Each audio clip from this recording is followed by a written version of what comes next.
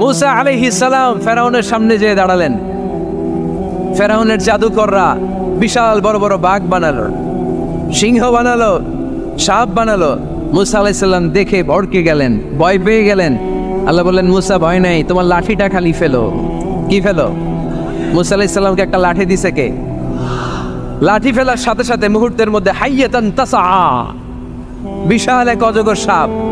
এই বিশাল অজগর সাপ ফেরাউনের জাদুকরদের বানানো সব বাঘ, ভাল্লুক, সিংহ আর সাপগুলো রেখে বিশাল ফানা ধরে আছে। আর সাপ বলতে শুরু করেছে, আর কি আছে নিয়ে আয়। সুবহানাল্লাহ কইতে পারলেন না?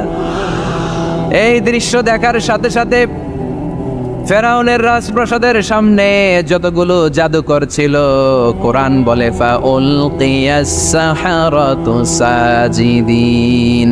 এই দৃশ্য দেখা মাত্রই ফেরাউনের নিয়ে আসা বড় বড় জাদুকরগুলো মূসা আলাইহিস সালামের সামনে দাঁড়িয়ে আল্লাহর জন্য সেজদায় লুটিয়ে পড়েছে।